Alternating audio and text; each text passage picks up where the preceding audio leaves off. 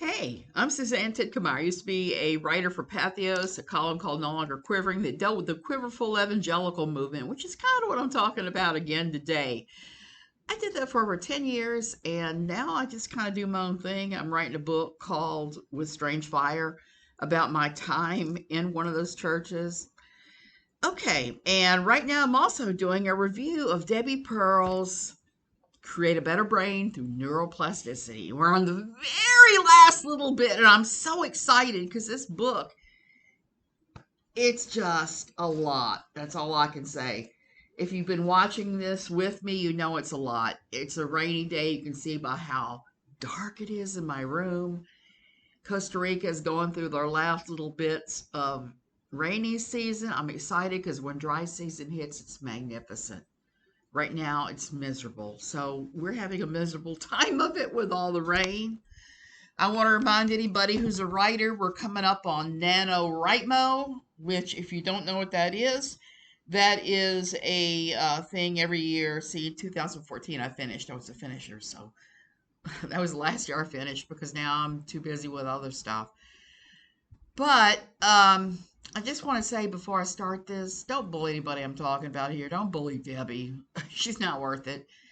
Actually, I'm going to say because of all the crap we're going through in our world, be kind to people. I was thinking about that a lot lately, and when I have actually had interactions with cultural wannabe influencers in the evangelical movement, I'm trying to treat them a whole lot more kindly because I've come to the conclusion that the only way we're going to get through to the toxic side is by kindness and acceptance. I mean, we're seeing this play out in our politics in the U.S. so many times. Just look at the Speaker of the House fight going on right now.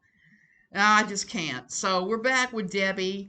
Debbie wrote this book about big bad brains, and what's funny about it is I think that this all started because Debbie started doing research after Mike had a stroke.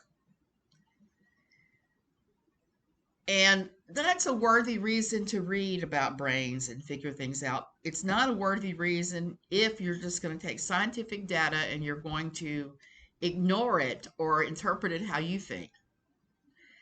Now, I don't know how severe Mike's strokes were, but I know he disappeared from the place for a while. I've had two myself. I had a TIA, and then I had a thalamic stroke, which was more serious. The TIA left no lasting damage. I just got the, hey, you got a brain injury, so you're going to have the world's worst exhaustion for at least 6 months. I got that. The second time, I wasn't so lucky. I have all kinds of to this day lingering problems with not having sensation on the left side of my body. So many different things that I don't want to bore you with. So I actually have a little bit of empathy, sympathy for Mike because it's not an easy thing to recover from. Sadly, because Debbie is this kind of person, they hauled him to Florida for a stem cell replacement, a stem cell treatment, which medical evidence shows that that doesn't work for everything. It does work for certain conditions. It doesn't work for strokes. You know, it does work for strokes. A regular diet with vegetables and fiber, medications to control blood pressure spikes, CPAP machines to ensure that you keep breathing in the middle of the night so you don't have a stroke, blood thinners in case you have blood that's too thick, and cholesterol lowering drugs. Those things work along with exercise and physical therapy. This that Debbie is doing, not so much. So we left Debbie trying to say that mindfulness was something that Christians invented and giving her own confused mismatch of what mindfulness was. Okay, so we're back, and Debbie talks about homeschooling this time. Hopefully, we're going to be done with this. We want to because this is bad. I'm just going to push in and force myself. Let's just jump right in and get her done. To quote a popular comedian, Debi quote, neuroplasticity has taught us that homeschooling is the most successful when done while singing, working, and sharing life. Translation: none of that nasty book learning. Debi translation: you don't have to fiddle much with pesky books, curriculums, or teachings. They can learn chopping wood and washing dishes while they sing. Debi claims that the key to learning is mama being super interested in every passion of the child. And that will spark the child to learn and learn more. Baloney. According to Debi, it sparks that brain grooving and grows brain connections, kind of like roots of a tree. And I really dispute that. I am of at least normal intelligence, I think, and have been tested, so I know I'm of around normal intelligence. And my mother basically ignored me for the entirety of my childhood. How severely did she ignore me? The back of my head is flat from where I was spent many hours laid back in the crib staring up.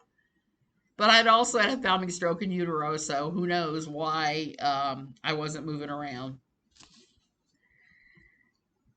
So I don't feel the lack of it because I was surrounded by incredible people that gave me the love I needed that weren't my mother. I was surrounded by teachers in the Catholic school, nuns. I was surrounded by my father, who was a wonderful person. So Debi's assumptions that this must be a mother, must be done by a mother, is just so wrong. And it dooms all kids that aren't in traditional families like the Pearls. We all know that sort of thing is absurd. It just doesn't work. So Debi goes on to explain her keep your eyeballs on me nonsense. You know this story because she's told it in the magazine many a time. Debi goes to the park and claims that swinging on the swings is good exercise for senior citizens. Well, yes, it is. I have a picture of my husband swinging on the swings. I should probably use that to start this nonsense because there's nothing wrong with going on the swings if you're a senior citizen. I'm going to actually agree with Debi here a little bit. She says she sees parents on cell phones and she freaks out that they're not staring like zombies at their children while the children are playing. So Debi blathers on and on about you should be staring at those kids while they're doing everything and you should be releasing good and bad neurotransmitters by looking or not looking at your children. I call codswallop on that yet again. If you're not staring at your children, it's not going to release bad neurotransmitters in your brain. That's just ridiculous. Recently I was having a conversation with one of my daughters who was pondering the question of marriage and children. She was explaining that her SIG-O did not want their children to ever set foot in a McDonald's ever, ever, ever because the food is so toxic. I kind of started laughing and explained that for me, as the mother of two young children at the same time, two toddlers at the same time at one point almost, that the local McDonald's was a godsend. It was not the food at all that attracted me to that. I asked her if she remembered those afternoons where she and her brother each got a froyo, frozen yogurt cone, or an apple pie, and an hour's worth of climbing and playing at McDonald's play place. She talked about how much fun that was. Well, I pointed out that I was always sitting off to the side with a cup of coffee. This was a break for me too. It wasn't just for them. It wasn't just I was giving them something to do in a different location, which clearly it was. I took them out there when I was nearly in tears or at the end of my rope emotionally from the endless questions, the constant cleanup, the go, go, go of two toddlers. McDonald's bought me a small measure of mental health break a couple times a week, once or twice a week. They got to play safely, and I got a mental health break where I wasn't being asked questions like where baby oil comes from. And I wasn't tempted to answer sarcastically by saying, well, they squeeze babies to get baby oil. Everybody needs a break from each other sometime. That's normal. That's a normal reaction to have. They have to need a break. The trick to parenting is finding an effective, safe way to do it. Not this eyeballs and attentions on the kid every moment of every day. This is how people reach serious burnout in caregiving. And I don't care what kind of caregiving it is, whether you're taking care of babies, toddlers, young children, school age children, young adults with chronic illnesses, adults who have physical issues that need to be taken care of, or the elderly that come with their own problems. Anybody forced into a caretaker position, or maybe they embraced it fully like I did my motherhood, you're still going to need a break. What was the old slogan McDonald's used to say? You deserve a break today. You have to have a break. Everybody needs to have effective breaks to reset their brain when they're doing caretaking of anyone. The trick to parenting is finding an effective, safe way to do it. Not this eyeballs and attention on every kid every second of every day.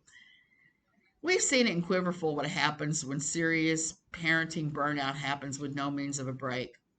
People break down and sometimes they harm or kill their children. Think Andrea Yates.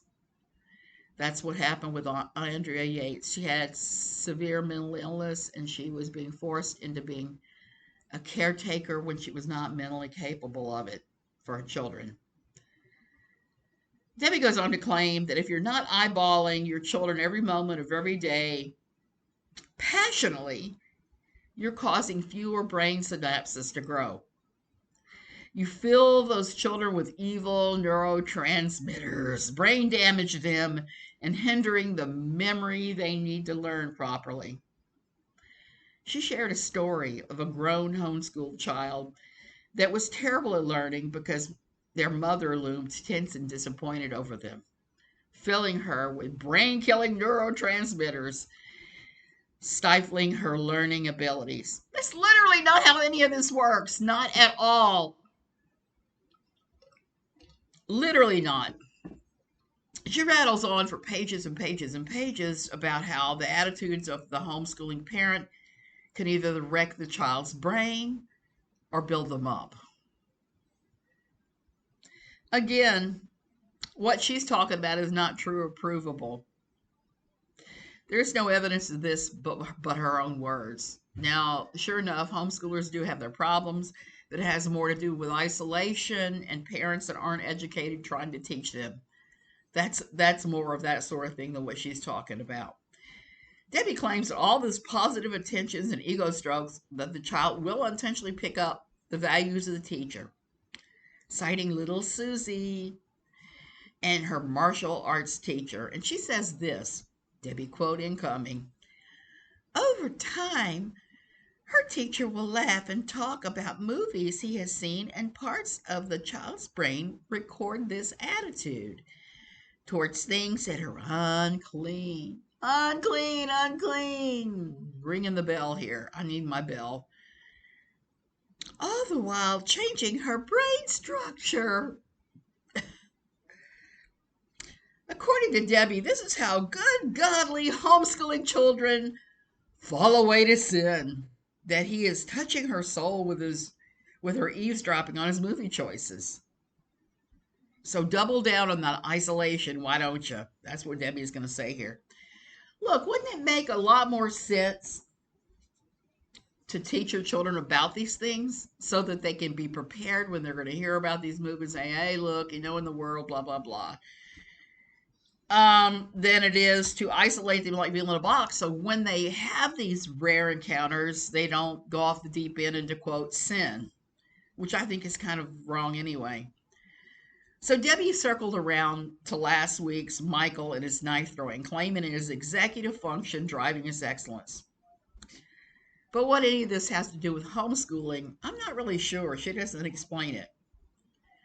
Debi starts talking again about homeschooling and says it ain't book learning, but how joyous you must be to grow them brain cells and create gritting acolytes who will do all their chores happily around the house, like Snow White. You remember Snow White cleaning the seven dwarfs' little house, and she was singing, "Whistle while you work." Debbie takes that as something you absolutely must do.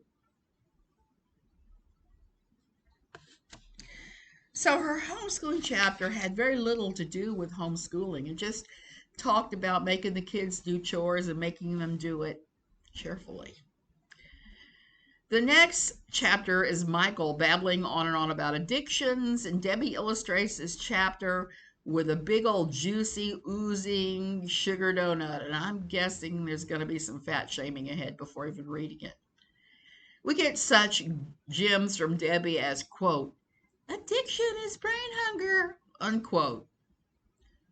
Lord of mercy, Lord of mercy. So this chapter makes as much sense as Michael's advice on having sex with an angry man to heal him. We start here. Quote, Debbie quote. My Debbie voice is getting mixed up. "The hunger in the brain provokes the body to crave." Sort of.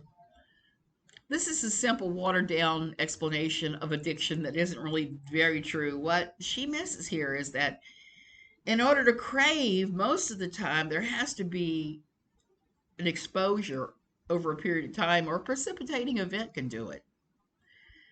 Without that, you do not find Mongolian sheep farmers on the steppes of Mongolia craving a vial of crack, or even a Baltimore inner city kid craving fermented yak's milk from the Mongolian.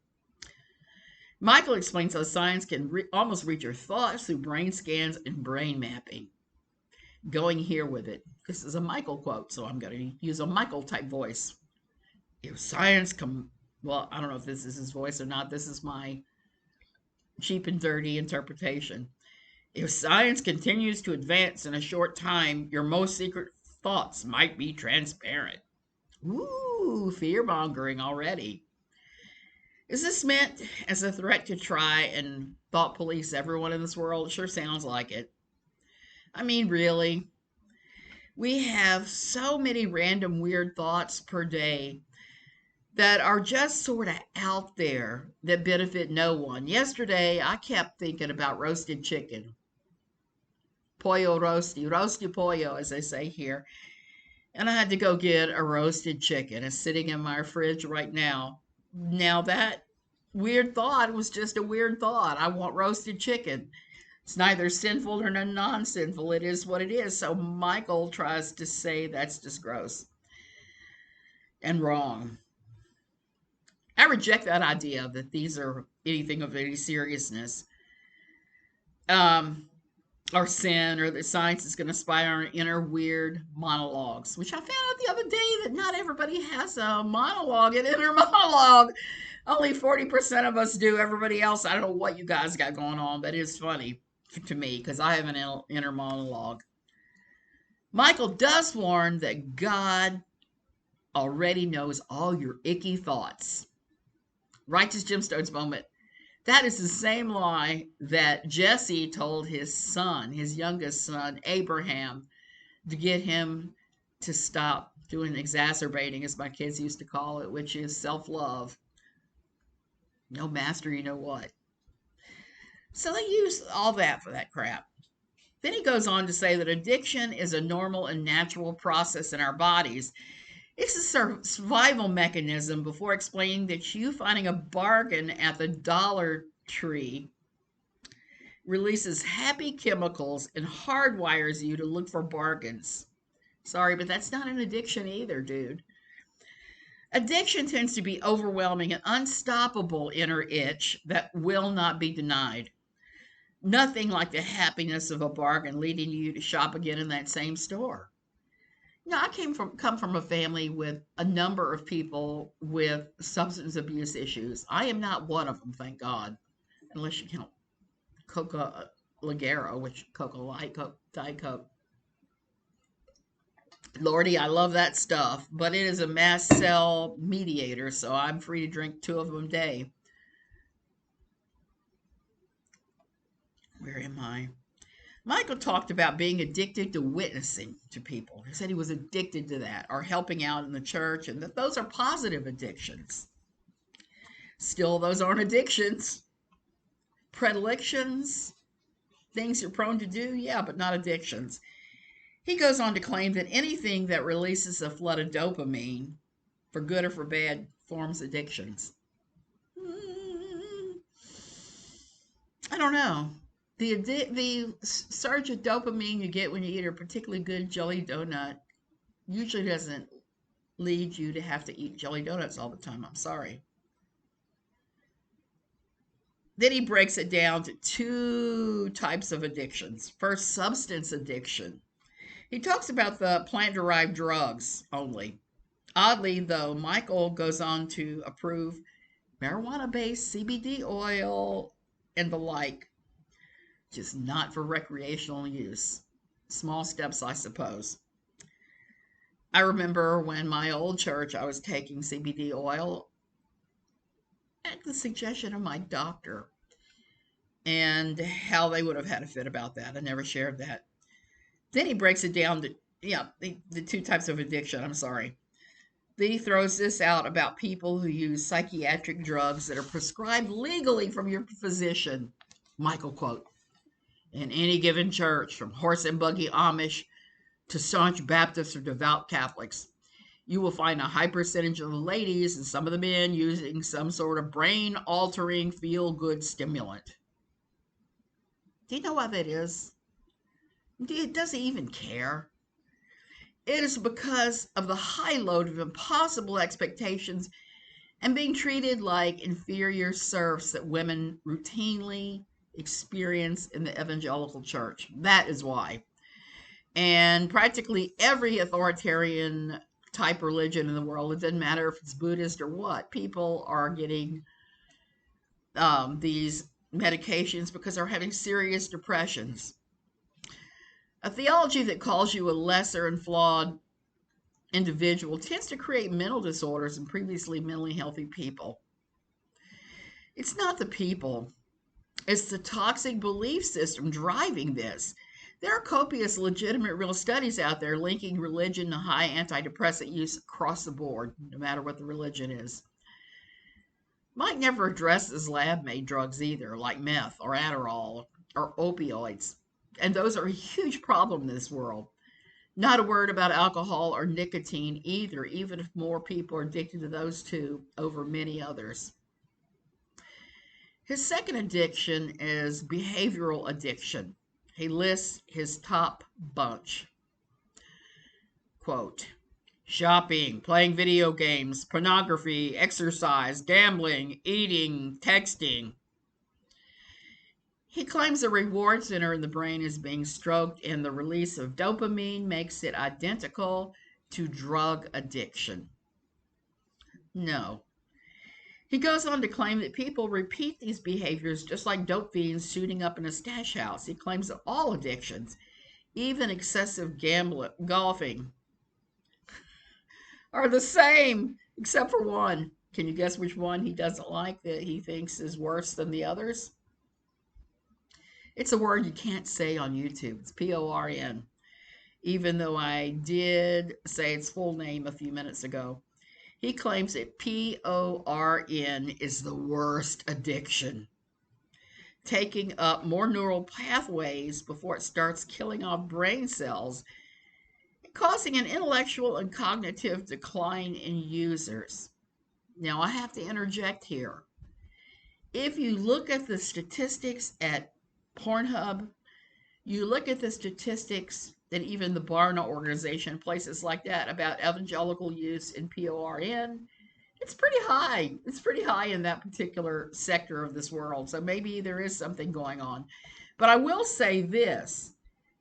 What I have learned through the years, and I'm an old swamp hag, as you can tell with my gray hair, is that when a pastor starts preaching about sin, he's struggling with sin. So anybody that sets himself up as a authority and all this stuff, and they're saying, oh, blah, blah, blah, blah, they are projecting their own issues onto everybody else. So I'm thinking that he might be doing the same here. Michael quote, in other words, the parts of the brain that are stimulated by PORN, graphy, begins to lose connection to the part of the brain that makes moral judgments and decisions. Not so fast, Mr. Anti-Porno. That science he's citing here in this book is merely rudimentary at this point. It's not hard and fast. Scientists only started recently looking at the science of what happens to the brain on PORN. It's not settled or definitive yet. It makes me laugh to be reading this chapter during this whole COVID-19 pandemic, knowing that PORN Hub has made some of their content free in order to influence people to stay home. Stay the F home when you don't need to be out. Michael says this, quote, never been a time in history that where debauchery has been so affordable and able to be accessed. Now, wait a minute. Didn't Michael tell a tale in their magazine and in several books about his daughters and sons finding PORN stapled to the trees in the forest? Correct me if I'm wrong, but I seem to remember that tale being cited again and again and again and again and again. He goes on to claim that leaving a homeschooled boy of 10 alone with a computer is the same thing as dropping him off at a Roman orgy with a fistful of shekels and a jar full of STDs. Michael then rants about the type of PORN available, and I just could not stop laughing when I was reading this. His descriptions of debauchery go way beyond the usual fare available at sites like PORN Hub. All I can say is he either has a super vivid imagination or he's projecting what he likes. I don't know. And then we're on to child prostitution and sex trafficking. You know, those things are a real problem indeed in this world. But how did we get from smoking pot to a baby chicken feces orgy? I want to know that. This is all just getting progressively weirder here. And there's not much about brains that I see. Here he talks about how to make sure the child falls into Satan's PORNO trap. Satan's porno trap. Make sure all parents give their children access to social media, video games, Netflix, Amazon, cable, cell phones, and the internet. Amazon? Really? Oh my word. I've looked through Amazon's Prime offerings many times. I have Amazon Prime here and have yet to see any PORNO offerings ever. Pages and pages follow him claiming that all of this destroys brain cells and wrecks people. And Satan. He's way more the hysterical fearmonger in his writing than Debi is. So that's saying something because she's pretty bad about that too. Debi interjected with a stupid story about a female PORN addict friend that likes to shriek out for Jesus to save her every time she has a PORN graphic thought. All of Mikey's advice on conquering addictions is only about PORN, and it basically boils down to advice in the Mormon's anti-masturbation manual. If you've not seen that, it's one of the funniest things you've ever seen. I'm going to leave a link in the description. They tell you stuff like tie your hands to the bed frame, don't eat spicy foods, and all kinds of other stuff to overcome nightly self-love. So it's some crazy, over-the-top suggestions. Michael never once explains how to overcome any type of drug addiction at all, how to deal with alcoholic cravings, or the cries of the body for certain substances, or anything else. It's all just PORN with that man. So we're 90% through the crazy crack house fun mirror of this silly book. Okay, so I'm so tempted to label this part Love Sucks in Fundy Town.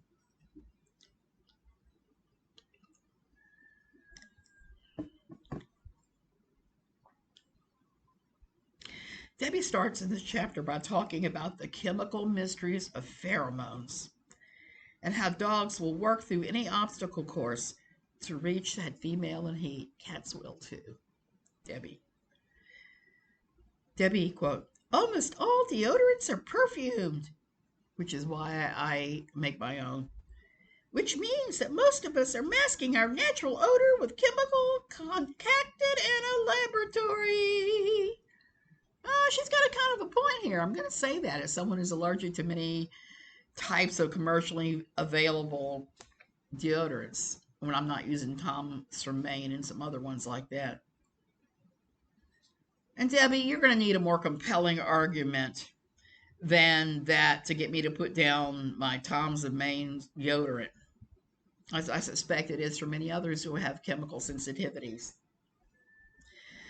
No deodorant can mask all of your natural funk, unfortunately.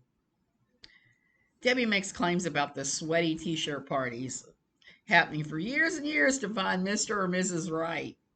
Supposedly it works that girls would show up, be handed an armload of stinky, sweaty t-shirts to sniff and decide which t-shirt owner she wants to meet. That's pretty funny. I was fairly sophisticated as a teen back in the same old hippie days as Debbie. And I never once heard of a t-shirt sniffing party. We never had those in Louisiana. I'm sorry, we did not. I think Cajuns have a little more common sense of that. I would have liked to have been done, I would have likely have experimented with that had there been. And then Debbie starts talking about an experience in New Mexico and that women ovulating prefer the sweat of men who are the healthiest. No details on who ran this experiment, when it happened, what the control data was, none of that. Just a bunch of babbling about measurements and tests. She starts talking about Hutterites and other groups that were studied. She bemoans that pheromones do not play the role they once did because people bathe. I'm serious, she said this. And her quote was, we then douse ourselves with masking chemicals. Yeah, we do. Doubly here. I have problems with people's cologne here, making me very ill.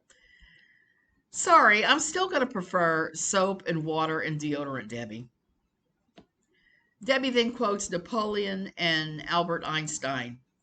She does not seem to realize that this great love story she's claiming between an unwashed Napoleon and Josephine was a fleeting thing. He did divorce her because she couldn't have children later. So that's not some kind of a great love story. She rattles on about this unwashed, find love at first sight or first sniff based almost entirely on pheromones before dopamine and other neurotransmitters kick in and make us fall in love. Apparently, intellect, compatibility, mutual interest, and physical attractions do not figure into her idea of what love is at all. She talks of all sorts of what can happen, what can only be described as utter twaddle about brain chemistry, controlling falling in love entirely. Well, I do think that chemical attraction plays some role in when you get together with somebody else. There's at least some physical chemical attraction going on. I don't know how many of you have had to tell guys, sorry, you're a nice guy, but I'm not feeling it. That is pretty normal. You're not going to just automatically run off with the first guy you see. Debbie says this, studies show enhancing emotional bonds between people will help heal the limbic system. It's kind of funny because the only place I'm finding this about the limbic system claim that she's making here is a pile of sketchy fundamentalist Christian websites. That's it. It's literally it. There's no actual studies. The actual medicine and science ones mention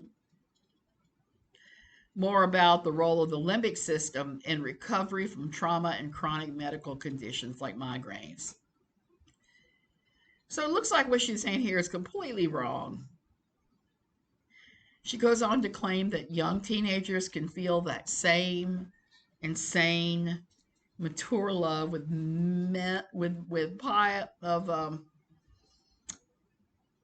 levels of pheromone after meeting the right person. I wonder how she explains those intense feelings of love and connection many of us felt in our preteen or early teen years for celebrities. Those of you who've seen the grainy photo of my 12-year-old self wearing purple and in my bedroom papered with photos of Donny Osmond know I deeply loved him at that time, despite never getting close enough to smell his pheromones, even though I did see him in concert that year. I had friends that loved David Cassidy, older cousins who were all about the Monkees or Bobby Sherman. The last teen idols I've known anything about are One Direction. Who is big right now with the teeny bopper crowd? I'm completely lost at that. I started trying to do research for that in the book, and when I read the book and now, and I'm not finding any one answer. Taylor Swift seems to be the be-all and end-all right now. I like some of her music. No pheromones involved in any of that. And it's a normal stage of development for most girls. This is a way to feel those intense love feelings in a completely safe and protected way. We practice. I'm guessing Debbie would consider that some sort of sin or soul connection. Then Debbie moves on to vasopressin and oxytocin. Yawn. Pretty standard hormone information here for once. It's not completely wrong. Debbie quote, "Love doesn't require sexual desire to produce neurotransmitters." Thank you, Captain Obvious. No, I love my octopus printed wallet, but I don't want to marry it or sleep with it. And then we're back to young teens feeling their feels because of smells and pheromones. About 10 more pages is lather, rinse, and repeat that we've already covered before Debbie moves on to divorce and hormones. Dear Debbie, I'm divorced. Briefly married very early and realized that it was not right. No pheromones were harmed in the making and divorce of my first husband, my very brief first marriage. Debbie says this: divorce comes about when a man or woman begins to mentally play with the idea of being with a person other than their spouse. I'm just going to stop Debbie right there. This is the biggest, most dangerous pile of garbage in this entire chapter. There was no part of this played no role in my own quick divorce after a very early marriage. It had to do with abuse and his love of pulling stunts that would make MTV's Jackass look sedate and mannerly. It had nothing to do with pheromones or mentally thinking about being with somebody else. Not at all. Most of the people I've known well who divorced, including a few friends that are currently embroiled in their own ongoing divorces, have more to do with desperation, abuse, and just reaching the end of their rope with certain behaviors. It's not a step anyone ever takes lightly. They like to say in fundamentalism and evangelicalism, they like to say that the world sees divorce as the ultimate in get out of jail free cards. Not true. Not true at all. Debbie blames men looking at immodest women for men wandering. Gee, make women the gatekeepers of sex again. And instead of the fact of where the responsibility truly belongs with the man who can easily control himself if he wasn't being taught that he's a beast that cannot control his lusts, which is what patriarchy does. That's one of the things about patriarchy. She backs this up with a stupid story about an immodest Christian girl at camp. This girl married the guy she made lust and he abused her. Oh man. Then there was another fake story right after that of a boy who resists the charms of an immodest woman and picks the modest girl his parents wanted him to end up with. Funny how pheromones played zero factor in all in this second story. She doesn't see at all how inconsistent and how dual-minded she is in much of her advice. She follows all this with a story of an awkward Amish girl and a guy and a girl liking his Facebook page. And this one just makes me jaw drop because most Amish shun fancy things like electricity, at least according to Weird Al, and the same electricity that it takes to run a computer and post a Facebook page. Oh, very unlikely. I find this the most unlikely of all the tales she tells in the book. I'm sure there are at least a few Amish with Facebook pages. Hello, Rumspringa. If you don't know, Rumspringa is a time when teens in the Amish town are allowed to do all kinds of worldly things before they decide to join the church or good. They need to make sure they go out there and sow their wild oats. I think it's not too common from my own personal observations that Amish have Facebook pages. This next chapter, dun dun dun, looks at self-love. I'm just going to call it that instead of what I sometimes call a master you know what, because YouTube is silly about all these words. And she looks at some really weird things in this chapter. She scares me. He does too with the stuff.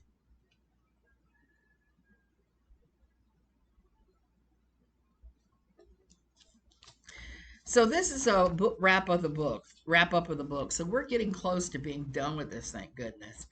This chapter is titled Now You Know, and it seems geared towards wrapping up everything in the whole confusing mishmash. It's not the last chapter, it's the penultimate chapter. But I'm not sure why Debi is rehashing in the second to last chapter. It claims to be a wrap up, but it starts talking about a baby girl indulging in self love. Master, you know what. Debi claims to be ultra puzzled by her friend's self loving baby problem because it was so long ago. Debi quote, since the advent of vibrating toys, and of course, since PORN have become so rampant. Dear Debi, newsflash. Self-love in children predate a lot of things, and not just the two you mentioned there. While obsessive master you know what in children can indicate that the child has been sexually abused, it is a red flag many times. It's really not all that uncommon. It does not mean that the child was MOSLETD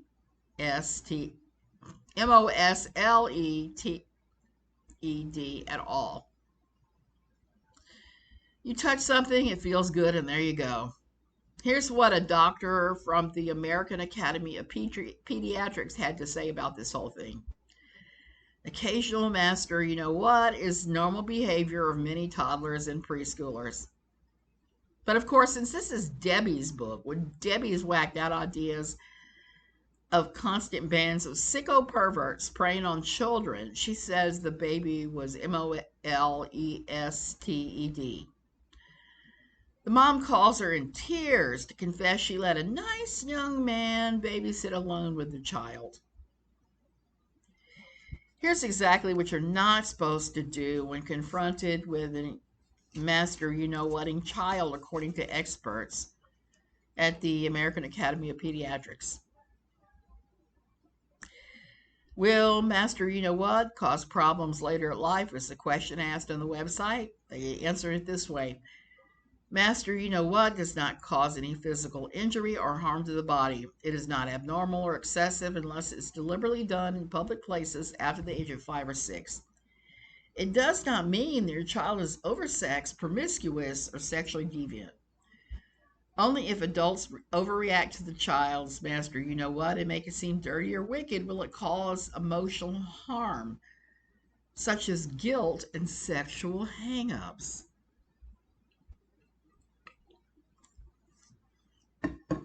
But yet again, this is Debi's stupid book, told from her warped ideas. So guess what happened to the master you know whating baby? Debi quote, Though she came from a very conservative background, her manner and style of dress and stance were overtly sexual, awkwardly so. Debbie never explains exactly what she means here. It could be that the girl showed her knees and her elbows, because I certainly know of places in the evangelical world that Debbie inhabits that thinks that showing your elbows and your knees is a sin. That's that sliding scale of modesty that nobody needs to be living on.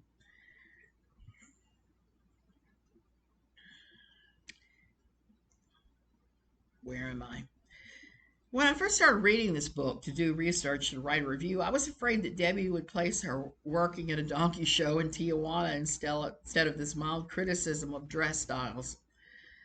Some enormously degrading thing that Debbie dreamed up, but we're spared that, thank goodness. So Debbie didn't go that. Then she leapfrogged over to the odd married couple. They allowed to live on their property.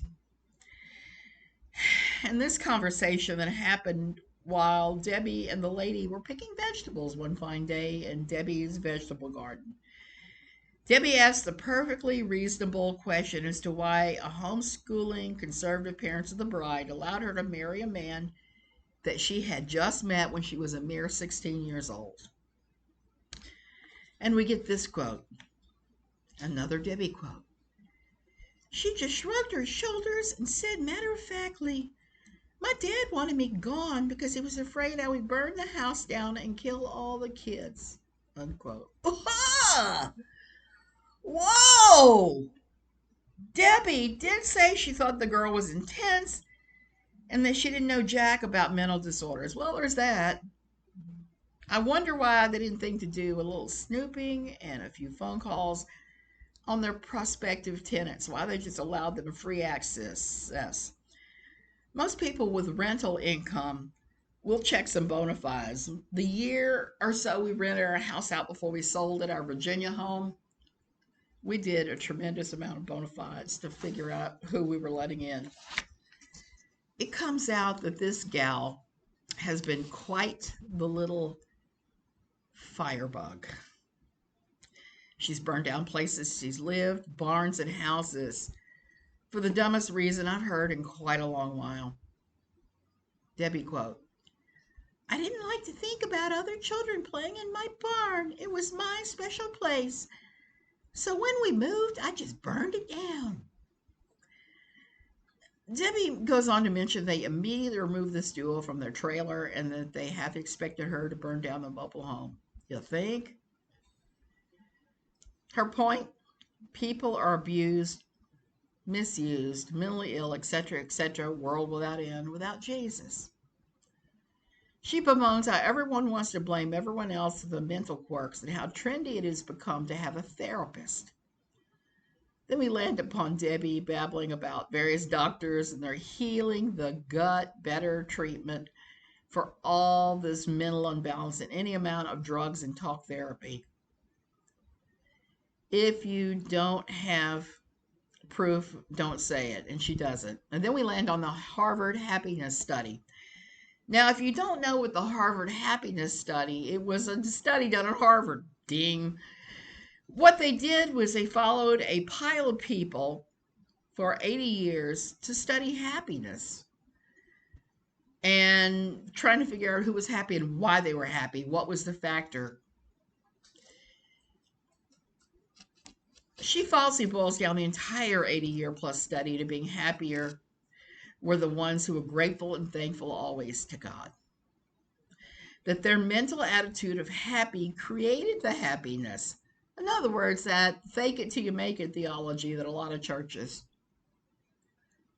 of churches practice and preach, which is just toxic positivity. That's all this is here. She's talking about toxic positivity.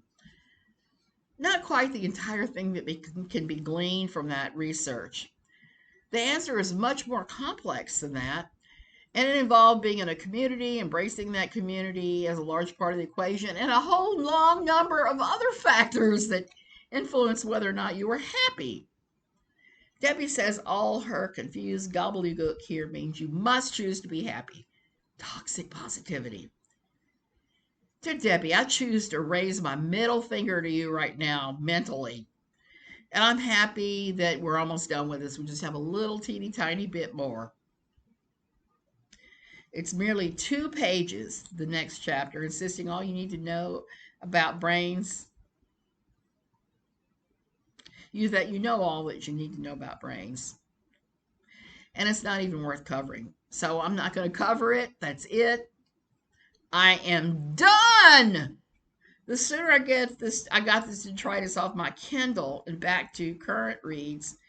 And at the time I wrote this, I was reading Running for Judge by Tim Fall, who I happen to love, by the way, even though he disappeared from the internet for a long time. He's a judge that is also a Christian. He's a really pretty decent one, I think. He had a blog called, I don't remember the exact terminology, but it was about train wrecks, and he had a picture of a train wreck. And the other book I was reading at that time was Stalling for Time by Gary Nosner. And Gary Nosner was a hostage negotiator for the FBI for some years. He was involved with